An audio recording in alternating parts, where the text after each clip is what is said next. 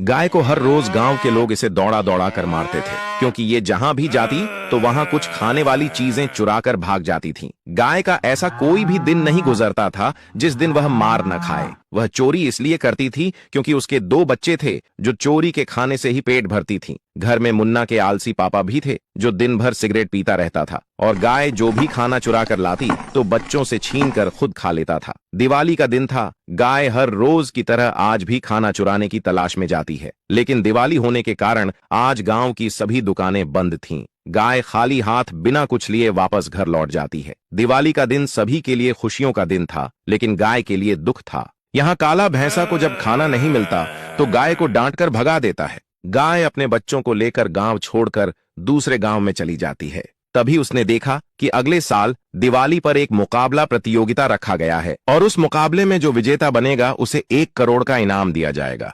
गाय मुन्ना का शरीर बनाने के लिए भीख मांगकर कुछ पैसा इकट्ठा करती है और ढेर सारे अलग अलग ताकतवर फल लाकर बच्चे को खिलाती है। उसके बाद 1 साल तक लगातार कसरत करने के बाद शरीर मजबूत बन गया। अगला साल आया और दिवाली के दिन गाय अपने मुन्ना को लेकर मुकाबले के लिए गई। रेड बुल पहले से वहां पहुंच गया था और जोर जोर से मुन्ना को ललकार रहा था। तभी मुन्ना सीना ताने साल भर की गर्मी निकालने के लिए पहुंच जाता है। समय होते ही मुकाबला शुरू हो जाता है और जोरदार फाइट करता है। तभी मुन्ना ने रेड बुल को तितली की तरह आसमान में उठाया और पटक दिया। मुन्ना ने रेड बुल को हराकर दुनिया का सबसे बड़ा विजेता बन गया। मुन्ना 1 करोड़ का इनाम जीतकर अपना और अपनी माँ का गरीबी दूर कर दिया। गांव वाले जब मुन्ना के पापा को सब बात बताते हैं तो वह बहुत पछताने लगता है और भैंस गाय के गांव में जाकर गाय से हाथ जोड़कर माफी मांगने लगता है। मुन्ना बोला, अब ये फैसला लाइक, सब्सक्राइब और कमेंट करके किया जाएगा। जो लोग चाहते हैं कि उसे माफ कर दिया जाए वो लाइक करके कमेंट में यस लिखें, और जो चाहते हैं कि उसे सजा दी जाए वो लाइक, सब्सक्राइब करके कमेंट में नो लिखें।